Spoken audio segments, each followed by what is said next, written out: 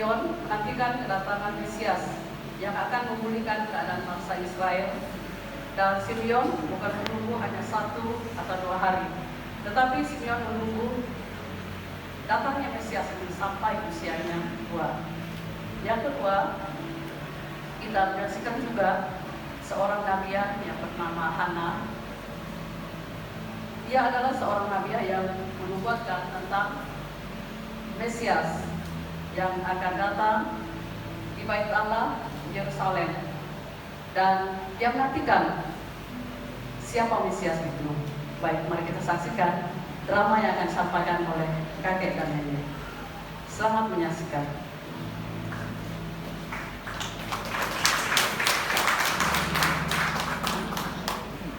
Dan ketika genap 8 hari dan ia harus disunatkan, ia diberi nama Yesus, yaitu nama yang disebut oleh malaikat sebelum ia dikandung ibunya.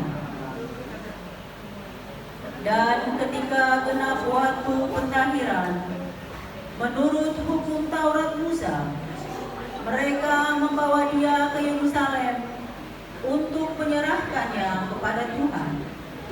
Seperti ada tertulis dalam hukum Tuhan, semua anak laki-laki sulung harus dikuduskan bagi Allah, dan untuk mempersembahkan korban menurut apa yang difirmankan dalam hukum Tuhan, yaitu sepasang burung tekukur atau 2 ekor anak burung merpati. Adalah di Yerusalem seorang bernama Simeon. Dia seorang yang benar dan saleh, yang menantikan penghiburan bagi Israel. Roh Kudus ada di atasnya, dan kepadanya telah dinyatakan oleh Roh Kudus bahwa ia tidak akan mati sebelum ia melihat Mesias, yaitu dia yang diurapi.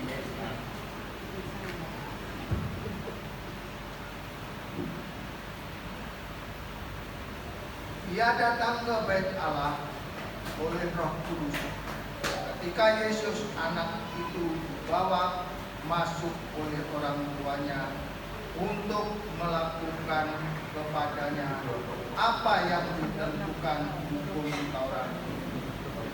Ia menyambut anak itu dan menantangnya sambil memuji Allah. Katanya, "Sekarang Tuhan, biarlah hamba-Mu ini pergi dalam damai sejahtera, sesuai dengan firman-Mu, sebab mataku sudah melihat keselamatan yang daripada-Mu, yang telah Engkau sediakan di hadapan segala bangsa, yaitu terang yang menjadi pernyataan bagi bangsa-bangsa lain dan kemuliaan bagi umat-Mu Israel." Dan bapa serta ibunya amat heran akan segala apa yang dikatakan tentang dia. Lalu Simeon memberkati mereka dan berkata kepada Maria,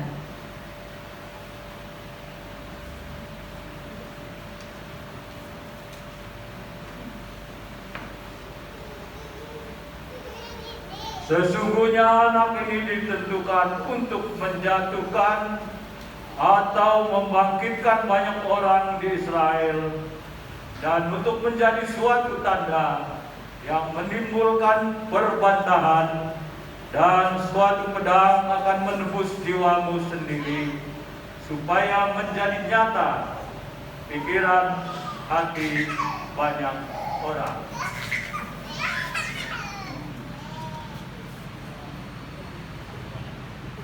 Lagi pula di situ ada Hana, seorang nabi perempuan, anak Fanuel dari suku Aser. Ia sudah sangat lanjut umurnya, Sesudah kawin ia hidup 7 tahun lamanya bersama suaminya. Dan sekarang ia janda dan berumur 84 tahun. Ia tidak pernah meninggalkan bait Allah dan siang malam beribadah dengan berpuasa dan berdoa.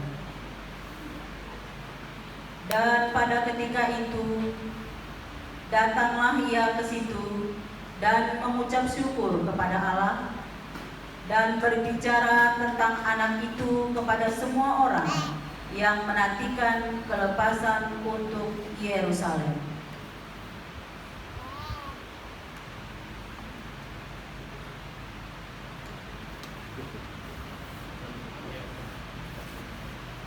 Segala puji syukur hanya bagi Allah di tempat yang maha tinggi.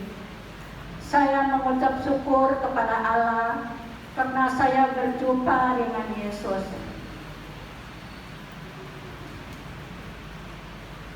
Saya hanya mendengar bahwa ia sudah datang ke Yerusalem. Oleh sebab itu, saya mau panggil orang-orang banyak.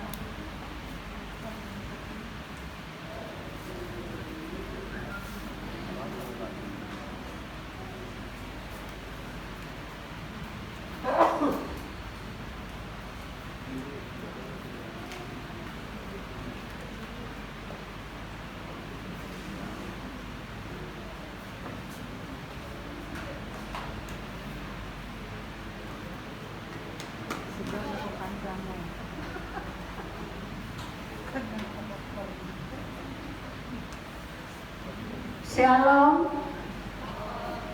salam damai sejahtera. Saya mau bersaksi tentang apa yang saya dengar dan lihat ibu-ibu, yaitu tentang Yesus Kristus Raja Mulia, karena dialah juru selamat bagi setiap orang. Oleh sebab itu, marilah kita pergi bersaksi tentang apa yang kita sudah lihat dan dengar. Baiklah, mari kita pergi, ibu-ibu.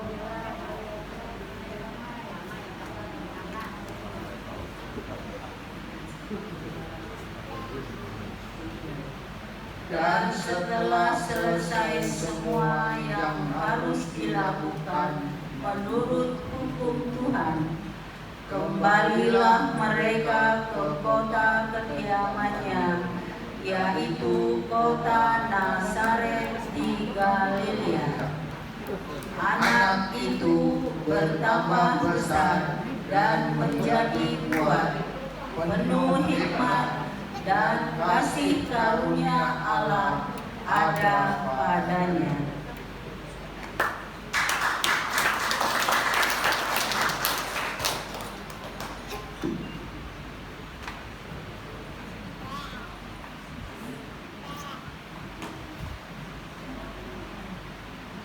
Sebagai kesimpulan dari drama tadi yang baru kita saksikan tadi, di situ kita lihat bahwa di dalam Lukas pasal 2 ayat 21 sampai ayat 40, di situ kita lihat ada 3 tokoh yang patut kita perhatikan dan melihat di situ. Tokoh yang pertama yaitu Yesus Kristus. Tokoh yang kedua